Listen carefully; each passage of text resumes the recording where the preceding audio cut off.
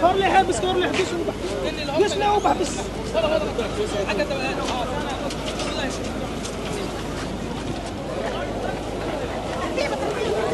يعني الباص بقى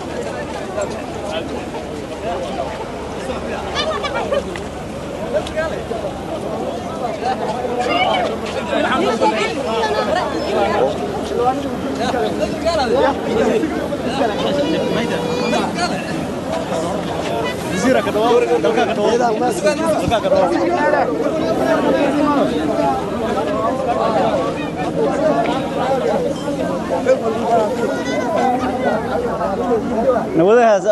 قدال صعدها استاجن صعدها اساس وسعنا ورا سووا زورة قالوا سكسك لا اسمعي ودوا هنو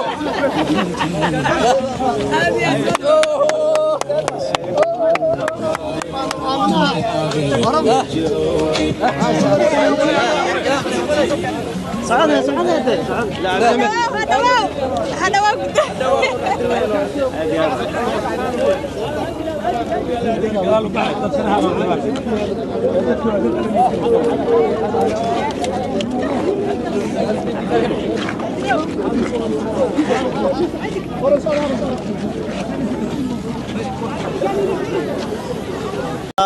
قرلو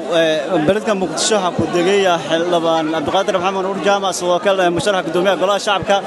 أو مركز إنك مقنع دلك دبي فرشقة حلبانك يا وليبا مركز النواعي ددوينة إذا أنت بدن أو مركز له مسؤولين يا وليبا الشعب قيبوج يشل دول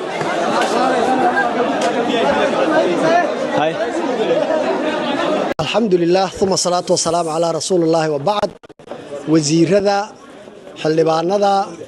mas'uuliyiinta kala duwan ee heerarka kala duwan ee dawladda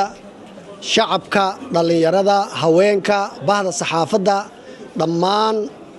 dadka qiimaha badan ee maanta sida quruxda badan ee sharafta leh oo milgaha la ii soo dhaweeyay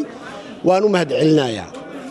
waxay ii ahayd maalin aad u weyn oo aad badan ayay ii ahayd sharafta badan iyo sidaad maaragtay waqtigan ugu hurtay kaga mahadcelinaynaa anigu waxaan ka imid safar shaqo oo aan ku soo maray London waxaan halkaas u gaarnay dalka Soomaaliyeed sidaad la socotiin waa dalbadeed badana howlo badan ayay u baahneed in looga shaqeeyo wasaaradda gaadiidkana mas'uuliyad gaar ah ayaa ka saarneed inta burburku ku jirnay waxaan aad uga daahnay in aan heshiisyada caalamiga ah hay'adda badaha adduunka laga diiwaan geliyo aanan ku biirin 15 heshiis oo xukuumadda eedaheeda si adag aan uga wada shaqeeyo hogaaminaysay ayaan kaas u diiwaan gelinay waana markii ugu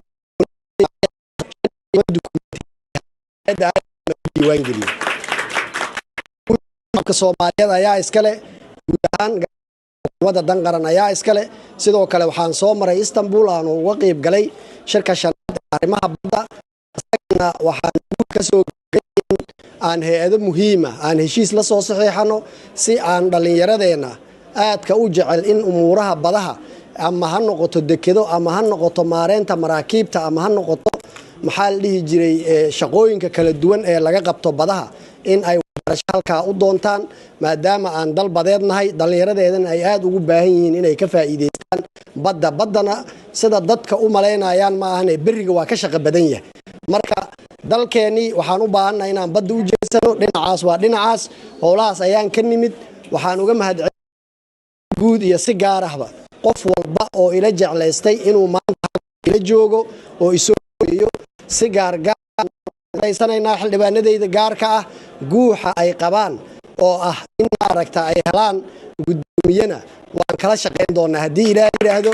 aada u mahadsantihiin waana maaragta si gaar ay si guud waa isku wareysanaynaa waana hadii Ilaahay yiraahdo waana guuleysanaynaa idanka Ilaahay aada u mahadsantihiin salaamullaahi calaykum wa rahmatullahi wa barakaatuh